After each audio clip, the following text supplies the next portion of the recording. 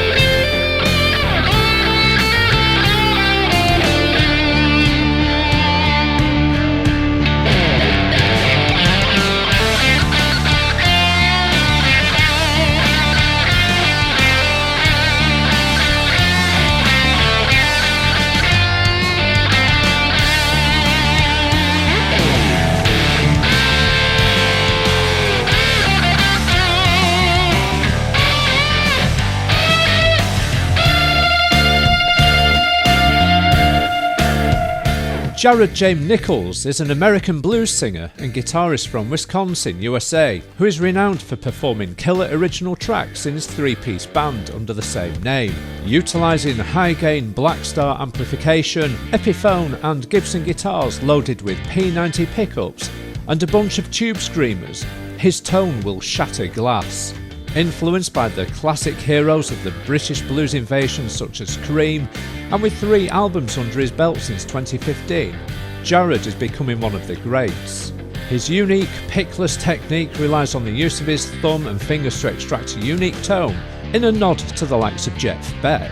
In 2023, he released his self-titled 3rd album containing standout tracks such as Easy Come and Easy Go and Shadow Dancer. But not only does he have a fiery technique when required, Jared can also tame the tone to produce some very nice tasteful licks.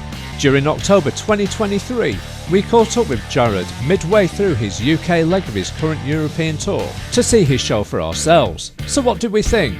So we arrived in Bradford, we parked the car, we walked through the city centre to the great music venue which is called Nightrain. Now we did meet up with James Nichols before the show started. We had an introduction, we did the self, we had a bit of a conversation about guitars and stuff. Unfortunately we weren't able to interview him on this occasion, but hopefully we'll be able to do that sometime in the future. However, we did have a good insight into how he puts his band together. We watched soundcheck. For me, as being a guitarist, I just find it as a useful learning tool. It's a good experience to watch how the pros do this kind of thing, and I love to watch these things as they happen. It's their bread and butter, it's their income, it's the way they make money. The first band started at 7:30. They were called Silver Roller. They're a UK-based band. They played a great 30-minute set. So the second band on for the night was DeWolf. They're from Denmark. On this occasion, the 4-piece band consisting of singer, stroke guitarist, bass, drums and a brilliant keyboardist, and they described themselves as being a psychedelic southern rock band, which they were. And the bits that I picked out from that band was the sound was fantastic, and he loves his ambient guitar effects. And what I liked about it was he was doing most of his work that night on a Gibson Firebird. We don't see too many people playing them, but they are a great guitar, and he's such a lovely chap to speak to as well. Check out DeWolf. They've got a fantastic video on YouTube, which is the Pink Pop Festival in 2023. Check that out. It gives you a bit of an illustration of how they roll. They were absolutely brilliant. Of course, we were waiting there for the headline act, which was James Nichols, and he is obviously promoting his self-titled 3rd studio album during this tour. Now, obviously, he's just doing the UK stretch of this tour. He's moving into Europe next week. Then he's basically going back to the States. Now, his self-titled album contains 12 tracks, which he's promoting within this tour. And he kicked off the night with a ripping version of Easy Come and Easy Go, which is the second track off that album. Now there's one thing that I like about the studio track of Easy Come and Easy Go, is that at one stage in the track, now refer to my notes because I've got quite a bit written down. Basically within that track, around about 2 minutes 43 seconds into it, there's a brilliant 13-second string bend which evolves into some really good controlled feedback, which has got great dynamics to it. And this is a song that I really like by Jared, and he didn't manage to pull off the feedback on the night, and I did speak to him about that. But check out the actual studio album. It's just worth listening to that track with the feedback within that song, and it's just brilliant. Second track from the set list was My Delusion, which is off the same third studio album. Yet another great track. Some great guitar work going on. If you're not familiar with Jared and how he plays with his thumb, he doesn't play with a pick or a plectrum, and he's playing with his fingers, and he must have a massive callus on his thumb. So I was watching closely, and he's giving it this all night. And there's some beautiful sort of string bends in there. He's quite subtle at times, but equally is absolutely mind-blowingly sort of hard rock in a Zakk Wylde kind of mode of sort of Les Paul into a tube amp, which was absolutely gritty, full of dirt, high gain when you want it. But he's able to roll it off and control that P90 pickup, which, to be honest, they can suffer from radio interference, and he was backing off that volume, putting it back on when he needed the guitar to do something, but equally sympathetically at the same time.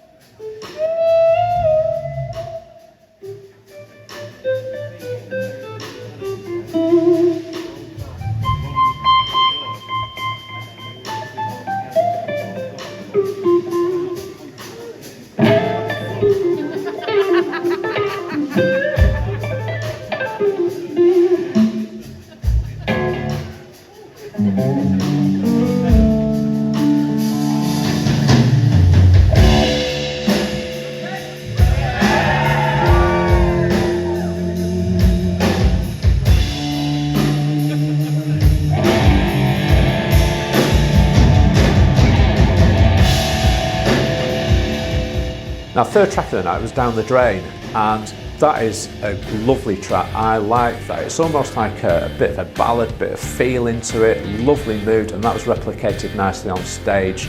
Again, a lovely bit of vibe to that. Now we're getting warmed up. Everyone having a good time still? Hey, thank you Nightrain for having us. Yeah, this place fucking rocks. It's a great venue.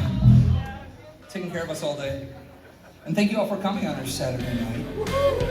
Now, interestingly, track number 5 came along, and I didn't realise this at the time when I was doing a little bit of filming, but it's only because Michelle told me last night. Track 5 is Threw Me to the Wolves. In the middle of it, Jared put a nice little bit of like a tribute to the Rolling Stones, and this is a track I was practicing last year to gig myself, and it's a track called Miss You.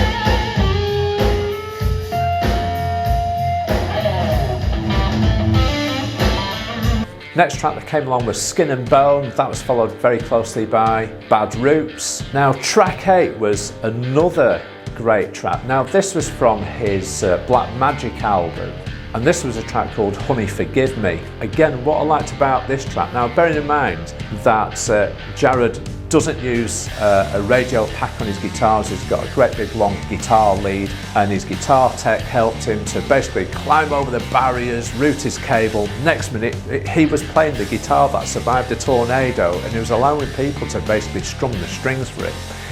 And again, talking about engaging with your audience, he's down there doing it. He's actually in the audience with his guitar, which is his pride and joy, which has got a great story about it. and he's willing to share that experience with you.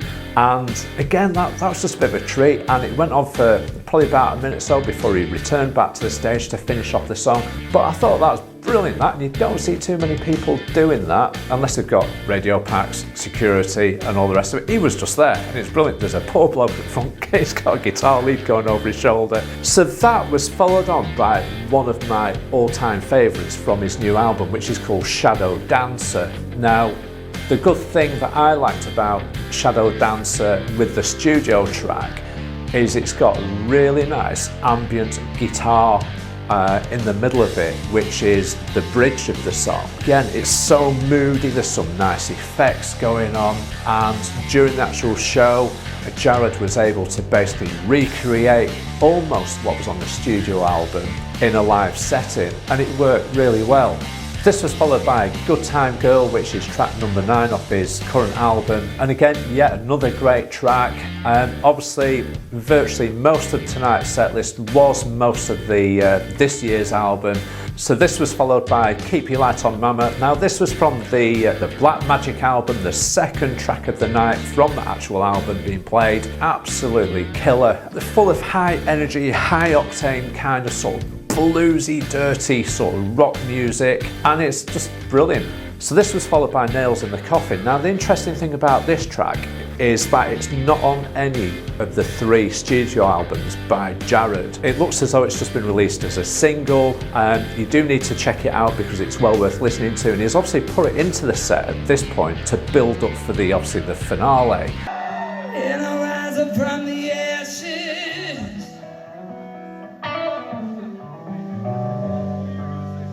And I rise up from the ashes.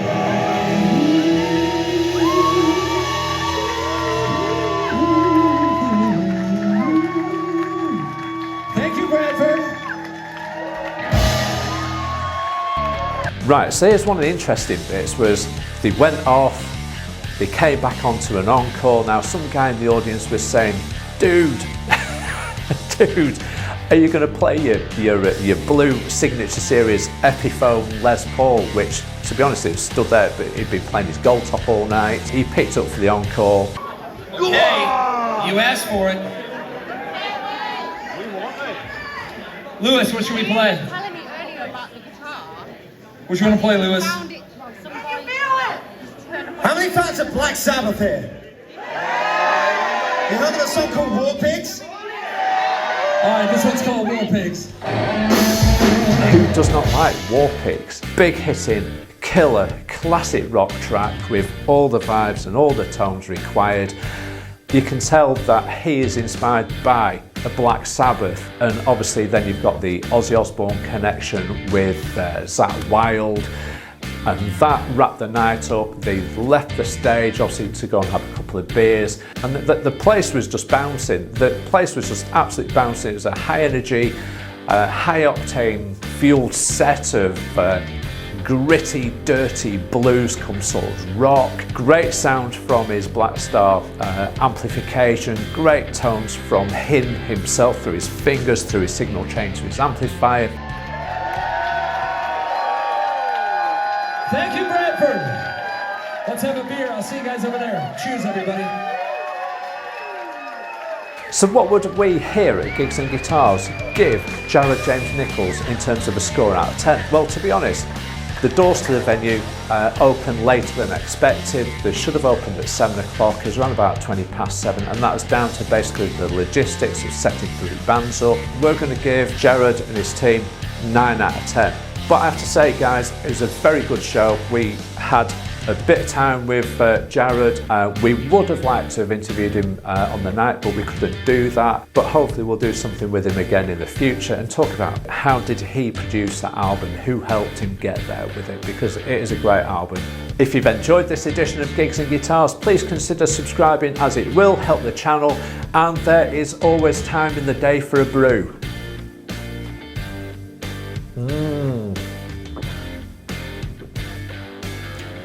Cracking.